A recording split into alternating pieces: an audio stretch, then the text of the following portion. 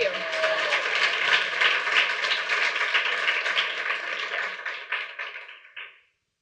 Okay, so about 5 years into my career as a software engineer, I got my first job at a startup. And it was really exciting. I loved it. I felt like it was my place in tech. And being a startup, we had our company event at the CEO's house in the suburbs, and it was a picnic. And it was the first time I was meeting all of my coworkers, families, and kids and dogs.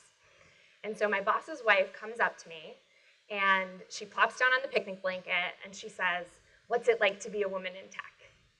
And she was really excited and enthusiastic, and it's a question I get a lot, and it's a question I never know how to answer.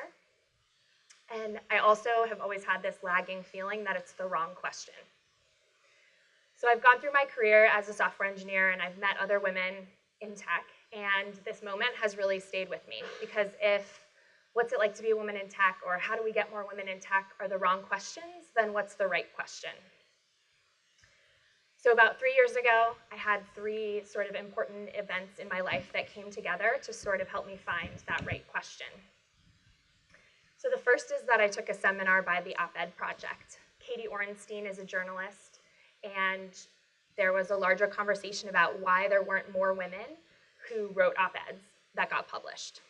And they looked at the numbers, and it wasn't that newspapers weren't publishing women's op-eds, it was that women weren't submitting op-eds.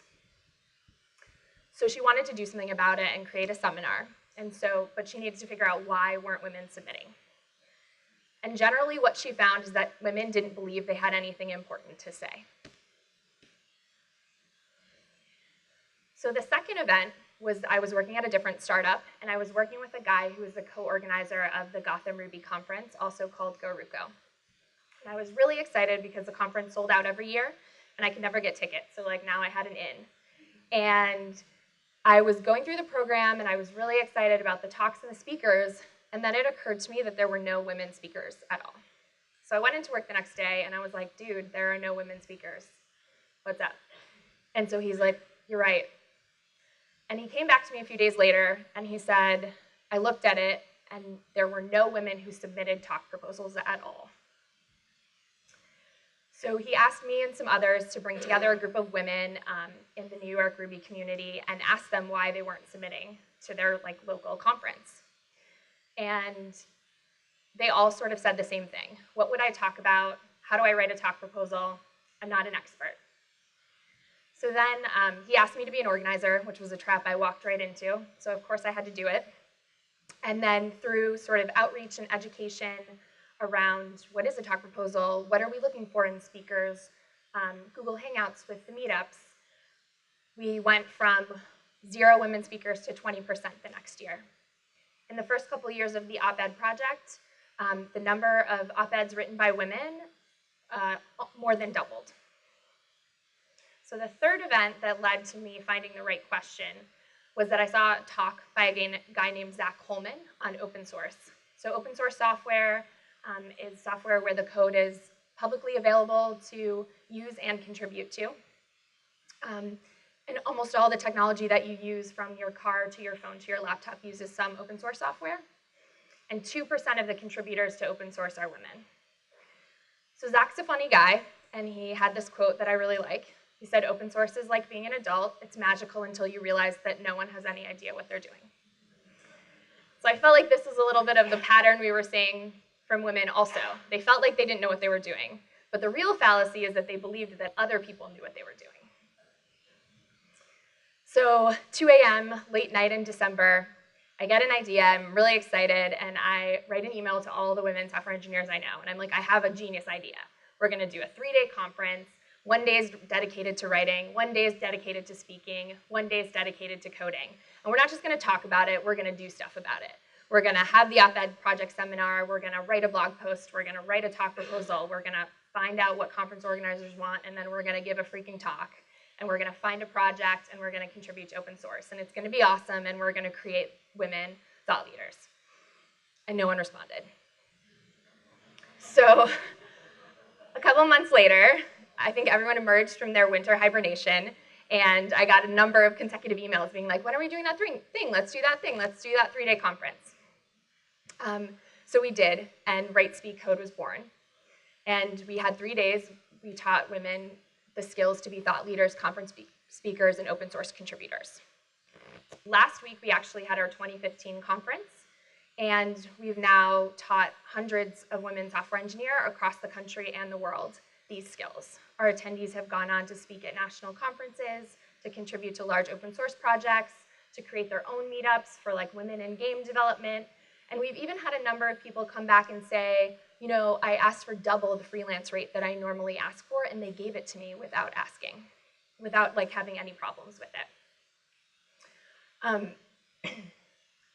So we created these women's voices and we put them out in the world. And technology permeates our lives, and I truly believe, and I'm a part of technology because I think that we can use technology to help people and solve everyone's problems. But we can't solve people's problems if we don't know what they are. I don't know how many of you have been to the Apple Store on Fifth Avenue in New York City, but it's underground, and there's a glass staircase to get to it. So some of you might realize immediately why this could be a problem. But if I'm walking down those stairs and I'm wearing a skirt or a dress and someone is standing below it, it could be problematic. And they did have problems with groups of men standing underneath the stairs. And I just really believe that if there was a woman that looked at those designs at any point, they would have been like, guys, we have a problem. And they've since fixed it, but so doctors have also been doing heart surgery for decades now, and a lot of us know people who have successfully had heart surgery and are living productive lives. In the last decade or so, they realized that there was a disproportionate number of women who were dying during heart surgery. There was a lot of questions about why, and they've recently sort of come to the consensus that the reason that more women die during heart surgery is that the tools that they use for heart surgery, which were created only on male test subjects, are too big for women's bodies. So it matters, for reals. So let's go back to the important question, which is what is it like to be a woman in tech? And so in thinking about all of these things and creating Right Speak code, it occurred to me what the real question is. And the real question isn't how do we get more women in tech, how do we change the ratio? The real question is what do you need? 56% of women leave tech after 10 years. And it's more than double the rate of men, and it's more than double the rate at which women leave other industries. So something else is going on. And when we talk about women in tech, we almost always talk about teaching girls and women how to code.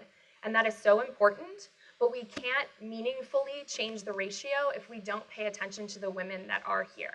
Because there are women in tech, and there are women software engineers. Hi. And we need to pay attention to that whole cycle. So what do I need? What do we need as women in tech? And I think that one of the things we need is role models. So I'm really lucky. I have my mom. She got her PhD in physiology in the mid-70s and did most of her 30-plus years of career in a male-dominated field, and she's been an endless source of support and sometimes depressing realism. And maybe this seems a little counterintuitive, like how do we have role models if there aren't that many women in tech? But again, there are women in tech. And so the question is, how do we make those women role models for each other and the women coming up? And we do that by making them visible and helping them become leaders. So what can you do to make women in tech visible leaders? I think there's 3 really important roles that people have played in my life. So a couple years ago, I was having dinner in a Thai restaurant in New York City with my friend Francis, who was one of the organizers of Go Root Go. And I was lamenting that I just didn't know what to do with my career. I was excited about technical challenges, wanted to work on them. I'd been a team lead. I'd been the director of engineering at a seed stage startup. But the idea of just going into another software team was like, ugh, couldn't stomach it. On the other hand, being a manager felt like I would lose my technical credibility. I wouldn't get to keep working on technical challenges. And he looks at me and he's like, Rebecca, so many people in tech are so bad at management. And you are not bad at management, and we need you to bring your skills. And because you're a talented, competent programmer person, I think that you can find some place where you can do that. And I did. So as As it was mentioned, I'm the managing director of ThoughtBot, which is a web and software consultancy. I just opened the Chicago office, so I'm leading that team. I'm building a team and creating great culture. But I'm also still coding and working with clients and working with users. And I was able to do that because I had Frances be my cheerleader. I don't know how many of you have seen the National Chinese Circus version of Swan Lake. It's basically insane. This woman does ballet on point on her partner's biceps and hands and head. It's crazy. But there's this moment in the middle where there's a guy who kind of comes from backstage and he runs out and he stands under her. She does her pirouette on top of her partner's head and then he runs back. She had a spotter even during her performance, you know? And I'm sure most of the time nothing happens, but that's a really big fall. My biggest fear as a speaker has always been that someone's going to stand up in the audience and just be like, you're wrong, everything you're saying is wrong, you have no idea what you're talking about. So the first time I spoke at a national conference, I went with some coworkers and friends. And my friend Abel, he was sitting right there.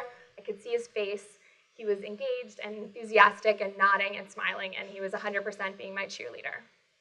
But I also knew if my fear was realized and someone did stand up and say, you're wrong, he would stand up and turn to them, and I'm going to channel Abel for a second, and he would look at them and say, sit down, sir, sit down. I knew that I had a safety net. I knew that I had a spotter, and that's what allowed me to get through that. So I truly believe that I got more from creating Right Speak Code than I would have gotten from just participating. And I think the crux of not going with the flow is creating your answers. When I first came up with the idea, I had never written, I had never spoken, I'd never contributed to open source. In the time before even the first conference, I wrote an op-ed that later got published on entrepreneur.com. I spoke at a national conference. I contributed to a popular open source library. And then because of Right Speak Code, Craig Newmark, the founder of Craigslist, named me one of 7 brilliant women in tech. Because of Right Speak Code, I'm here today.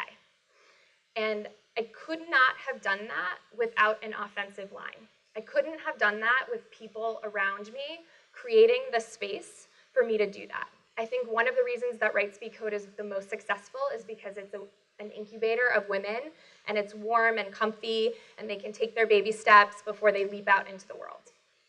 And we need those spaces. And then we need the people around us to allow us to have those spaces and support us, whether it's financially or just moral support or, pushing back on snide comments that are made. And we need it so that we can have those spaces and then run through and get a freaking touchdown, right? So I think that what can you do to increase the visibility and leadership of women in tech? And I think all of us probably actually know women in tech. There is some number of second, third, fourth connection on LinkedIn where you know women in tech. And I want you to identify them. I want you to ask them what they need. And then I want you to be their spotter and their cheerleader and their offensive line. Because we can't change the ratio in tech if we're only talking about the pipeline and teaching people to tech, how to code. We have to bring everyone together to change the ratio. Thank you.